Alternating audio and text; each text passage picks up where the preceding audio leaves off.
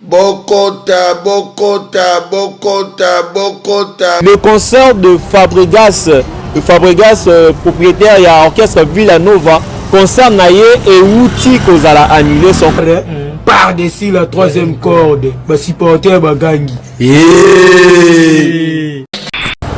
Président Fabregas, maestro, pardon, peut-être soigner de colo. Il y a pas bien affilé pour rejoindre un orchestre. Pour orchestre, dans mon copé, et c'est Panzani. Ah oui, on conseille le président Fabregas. Il faut que le Nyanzambe, pour Maramoningue et comme il Kendele, il faut que le Nyanzambe. Le Nyanzambe, il fait connaître la même situation, qu'on fait connaître la même situation, quand il y a le Nyanzambe. Et son moni, président Fabregas a boité le colo.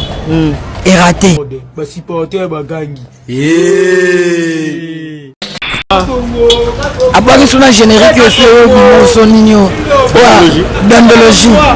A gagné Chomi d'Angola, Chomi à Rosala. Et raté. Et là, ça déjà que signe à ma bé. Ok. Et puis ça déjà un mauvais signe. Il y a un moment où tu vas gagner les 13. Nzambala la raté les 10. Le bébé a eu les 11. Tu vas aller à la calière et tu vas taper pour. Supporter Bagangi. Il va viser. Oh, va viser Bimi. Oui. Qu'on a pas bloqué, tu vas vendre des bisous, non, visa. Yaka, tout le monde. Donc, et ça, mes condoléances à Fabregas. Mes condoléances à Koufeli concert. Supporter Bagangi. Condoléances à Fabregas, na ndenge concert est raté. Eza mwana mobali. Kolembate forcé. Nzamba ocho grâce, mais luke le Nyanzambe. Ce qui, na moni musique, musique, et si mbassou te, président Fabregas attaque un petit saille, analyser. Venenge makambo eke na ngobi ante kobuka na te papa abotaka mwana po mwana sala nini asalisa ye. Donc président Fabregas yaka nata na orchestre bien affilé supporter Bagangi. Te eloko na oyebisa Fabregas il faut biso pe koto to sala réunion to kanga famille bokechu muta pote pa kitate. Et comment on a bon kasiko? De quoi ça la guerre n'a pas toi? Oui. N'a pas combattant. N'a bien. Mutu tout garde on ga tamba ya poto akita kin. Supporter Bagangi. Bokota, Bokota, Bokota, Bokota. Oui, mesdames et messieurs, une fois de plus, soyez les bienvenus dans Joshua News Télévision avec Jigel Kabemba. Et derrière la caméra, c'est Lotus Design. Et le concert de Fabregas, propriétaire et orchestre Villanova, concert naïe et outil qu'on a annulé son.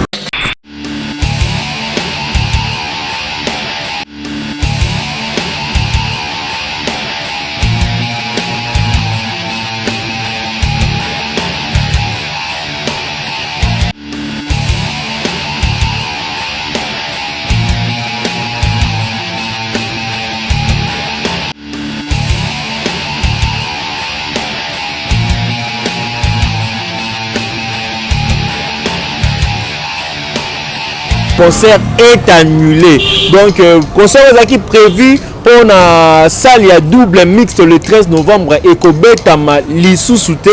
Et cela a été annoncé grâce à arrêté municipal à niveau à France. Et concert Kobetama, une fois de plus, un autre concert, il y a Moraba Congolais et Kobetama Lissousouté avant Ezalaki, Kofelomide, Fabregas. Et nous ne savons pas jusqu'où Torokende na Makambo. Franchement, la musique congolaise, ils ont continué toujours causant à Sima. Musique congolaise, ils ont continué toujours causant à Sima. Et Fabregas, déjà se prépare. Et c'est que nous oublions aussi, les artistes se préparent. Ils ont énergie, ils ont investissement dans bango. Les producteurs, ils ont payé ça de sorte que l'artiste va se produire. Mais malheureusement, jusqu'à aujourd'hui, donc éviter ceux qui bâtissent Nyon sur le Congo, parce que chaque donc éviter ceux qui n'ont pas de mesure de grâce, quand même que tu l'as qui Bokechu Ayambo dire que un père allège Bob Elvis a la possibilité de prester dans l'Europe, mais tous les bâtés Torokende na Makambu Oyo ti wapi tokokene nango ti wapi. Mesdames et messieurs, je le dis, je le rappelle, le concert de Fabregas prévu pour le 13 novembre est annulé. Donc Sangoama vraiment pour na musicien Villanova, Sangoama vraiment pour na fan nyonso ya Fabregas. Donc on est ensemble avec l'artiste, nous ne faisons que l'encourager. Alors vraiment la morale, vraiment il peut permettre à dépasser cette situation. Mais ce qui est vrai, il faudrait vraiment qu'il y ait un échange entre les musiciens na combattant, parce que musique n'a pas à la retarder. Toboité que le Congo va très mal, problème se plaindre, en ce qui concerne l'infiltration rwandaise. Mais la solution, et vous allez la trouver entre Bisso et Congolais. Nous ne sommes pas contre le combattant, nous ne sommes pas contre le musicien. Nous tous, nous sommes des Congolais. Nous sommes des Congolais. Congolais, Tobota Bolingo. Imper Bayembi Ango, Nini to salité. Toboité, Nini to salité, Mamwe Belé to sali les opésaté. Mais là, comment to opposana? Et ça, changement de mentalité. Changement de mentalité, nous avons que Bolingo et ça entre Bisso et Congolais. Parce que Congolais, tant qu'il y a un Congolais, c'est étranger à Olinga Congolais. Ni to salité. Mais mentalité doit changer, c'est la question qu'on doit se poser.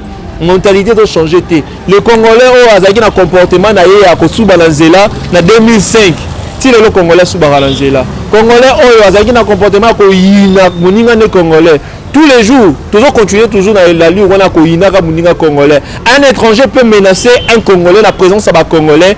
Intervention exaltée. Vous êtes trop naïf.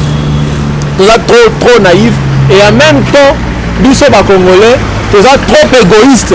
L'égoïsme nous tue. Dites-moi, affaire combattant. Nous ne sommes pas contre vous. Vous allez appeler contre Binoté. Moi, j'encourage votre combat. Mais au moins, sur une table.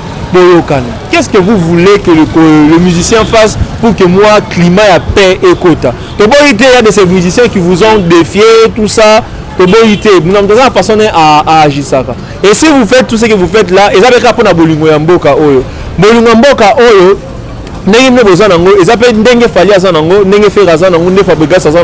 Donc il faudrait vraiment trouver un terrain d'entente pour Yokana, de sorte que solution et ils allaient trouver musique à Congo, ils allaient vendu. Et puis musique belle au roi genre Imper Basali. Là vraiment on a besoin de 7e makas na Imper, malheureusement comme vous le savez Zembwana ya Imper Kozwani, comment on appelle ça, Nini to salité, Ozui lettre ya Fachi, tout ça, et outil que ça l'a suspendu. Donc dans la télévision, dans la radio, on l'a capté. Donc je pense sa raison selon laquelle il fallait qu'avant toute publication, déposer Zembo dans la commission, il y a censure. La commission censure, on a étudié, ça va analyser moins Zembo, ceux qui ont mais ce qui nous étonne est que nous avons une commission censure éthique là jamais qu'on identifie les musiciens et on irait moi un peu na moins négligence moroboué et nous sommes la moins négligence moroboué. Mais ce qui est vrai, la chanson il y a Nini to salité, il y a Imper, c'est une chanson qui conscientise, une chanson remplie d'émotions, une chanson où Congolais sont en là à se retrouver dans la carte, à vraiment concerné. Et puis, il y a de ces personnes qui disent que non, dans notre pays, il n'y a pas de liberté d'expression, Mais pour ça, on a été malgré tout ce qui est, ils ont continué à faire Nzembo, tout ça, on va déposer, quitter. Mais la moindre des choses, il fallait changer le côté. Ça fait partie aussi des choses qui ternissent l'image du chef de l'État. Peut-être sûrement le chef de l'État n'est même pas au courant, il y a 15 mois qui suspendu. Il y a peut-être des décisions qui sont prises au cours du président. Mais l'image du président de la République n'est pas à la ternie. Parce que le président de la République apprendra toujours l'expression, la liberté d'expression. Donc tant qu'il peut voir une publication, il y a Noël Chani, non, malgré lettre à Chichi à Bob Elvis, mais il est contre le fait que la chanson soit suspendue. La suspension de la chanson, beaucoup de personnes sont contre ça parce que c'est une chanson où on peut en quelque sorte, ils ont résumé le vécu il y a ba Congolais. Je vous signale qu'aujourd'hui na Rosala pe na Petit Sai, il peut avoir un mot, on peut s'appeler moi likanis naye. En ce qui concerne annulation et concert, il y a Fabregas. Il y a des gens qui déjà Kokota, Petit Sai mbote na yo. Santé lengi. Santé qui vient par la grâce de Dieu. Apparemment tout lembi, je sais pas, ezaka nouvelle wana il y a annulation et concert Fabregas ne bouté. Et ça linga passe. Et ça linga passe comme on a président Fabregas. OK. A panzaki déjà ba billet, a publié qui déjà, a leka qui dans les réseaux sociaux qui a loba qui concert ezala. Le 13 novembre le 13 novembre et en plus pe a lobi qui a commémoré Patrick Beckham. Beckham a déjà assuré à Kabibi Lamba à Teki Mutuka. Oui, à Teki Mutuka mais les Kambola combattants à Fabregas. Bon, et là on a conseillé à président Fabregas, il faut que le Nyanzambe pour Maramoninge et comme il Kendele. Il faut que le Nyanzambe. Le Nyanzambe il fait connaître la même situation, pour faire connaître la même situation quand il y a le Nyanzambe.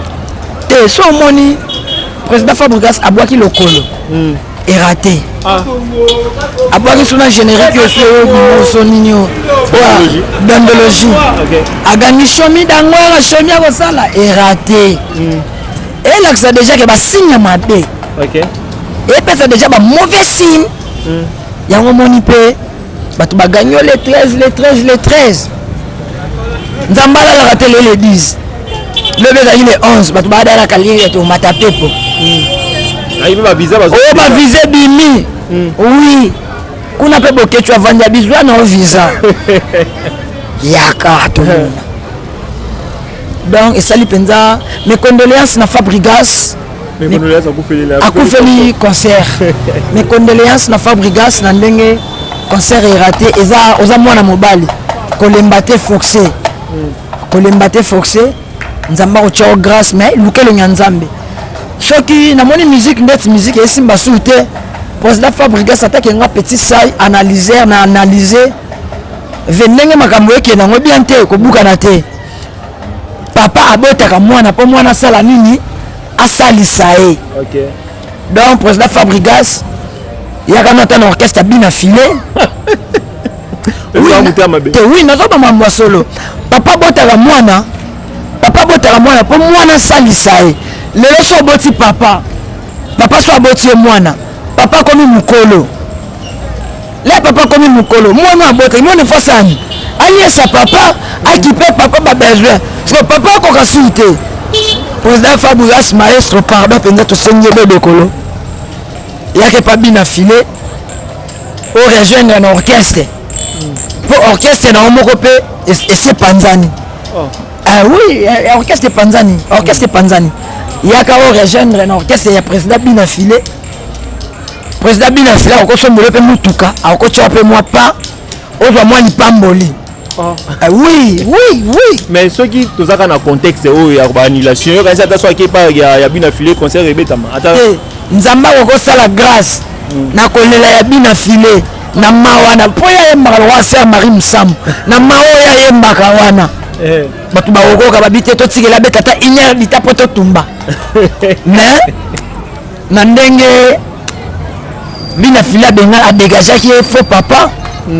Donc lukelo nyanzambe Fabregas lukelo nyanzambe. Nyonso sozo mona makambo zolo za bien te. Ba mauvais signe. Ba au tala concert à village chez Tembate, ba raté. Na village chez Tembate nani masa wana badela wana a raté. Ayembi yemo otala la ba checker ba question. Na moni question ba checker vers la biso 33 titre la conférence. Yemo ko ami le bela salinette. Ah makambo bo me misango loko kala longo te. Na abunda kaka. Otala bi président Fabregas oh bo tela loko kala longo te. Mais azala moi mobile ta betaki 3 personnes 4 personnes ba kotaki. Ils ont un problème personnel na Patrick Beckham na 10 match Tony na comprendre ah quand on a ngam le roi 10 match est-ce que 10 match on joue basket abo to solo là basket yo oui abala na pantalon ah mobile ya luka mbongo te azwango te Azoate, papa, azoate. On doit faire des carrières sur te azoate. Disa match non na Villanova dagi non na kara bien te, mutuka bien te. Iye moko place là ya bien te. Na dia, joie petit c'est akala, joie petit c'est alelo. O mona propreté, o mona bente. Et là c'est akomi kozwa. Bon, disa match comment on a que là c'est à va souffrir. Après 2000, 3000 azana ngote. 2000, 3000 francs congolais. Francs congolais azana ngote. Ah, mundanga na zaki na muko na nini? Le banga ina pesa ye mama Roki Bizimi mungu na Dallas. Mais maman ko tindele melata koka. Ndo moni avimbani. Na minute donc mes condoléances na orchestre Fabrigas. Mes condoléances na bino nyonso président Fabrigas na pesi yo vérité yo zavé. Na seigneur pardon. Quand on orchestre bina filé rejoindre moi na. A pesa o makambu. Ozonga ndo zalaki po deux disques. Ozo raté, ça veut dire quoi? Makambo za déjà mabé. Donc nzeleza mabé. Comment na ata pasteur pona kobosa na te bato batiaka biso papa eza il faut to boka bango. Donc c'est un peu ça au boka na bango mutu na ka yasuka comme ça baki ba tout clôturer et au kilo ba un mot pona ba combattant na ba bouquet déjà ba prévenir qui Fabrigas que concert ekobeta maté et en même temps ba concert pe belé ba congolais a annulé. Et là on a webi sa Fabrigas, il faut biso pe koto to sala réunion to kanga famille bokechu muta pote pa kitate. Et comme on bongo kasiko donc ça la guerre na ba toi oui na ba combattant na bien mutu tuka to oga tamba ya poto akita kinte o mona to longa makambo bien pe ça la ba débat parce que bokechu pas en concert na poto toke bukango to di bukango abeta te bon bien ça ga défaut bokechu emban ayemban nzembo agene to emban bokecho robeta te na poto nga na biso vecteur robeta te na kochelo libaya so meki na kotumba nini na bosani te pona pesa ba vena nga otu ba echaka nga mwa poa Airbus JB papa Malongi député ya ba maman depuis na Panama et puis maman Roki Bizimungu o aleki batu tu na bwa kaka maman Roki Bizimungu na bombi te na bi vérité aleki batu tu na bwa kaka vena nga Airbus asolo la caméra nenge maman Roki Bizimungu asola maman bandanga tamsuna 2 feuilles 3 feuilles maman opesa nga mutua obebisa nga mutu poani maman Roki Bizimungu na bosani te die mayanga nzamba bengela et puis Yannick WhatsApp depuis France chauffeur Sakala patron Arnaud Wamilon selon les cœurs de Binafile et puis Binafile Ige fait rigoler Nika Boroni na moto yambo et puis héritier Watanabe na minute orchestre zo bete za rabi balé héritier Watana fait héritier Watana Binafile et Sili papa président Fabrigas pardon tika musique Beckham mona li chombe Patrick nani soto tali nani nani obo bena diza match ko lo batte so na beteka kwa kwei akwya kufia na jine beta na basket ya bien ana mokso dire ba ministère tout obo meka et pas bina flenga mo na beta bino propre. Okay. Oui mesdames et messieurs, nous sommes arrivés à la fin de notre analyse avec Petit Sai. Donc oui, concert est annulé. Tout ça toujours l'information, vous aurez la suite. Et Joshua News ne déçoit jamais. Joshua News est toujours là à la file des informations. Et restez toujours connectés, restez branchés, restez abonnés à Joshua News Télévision. C'était votre humble serviteur J.K. Kabimba et derrière la caméra, c'était Lotus Design. Tomonani prochainement.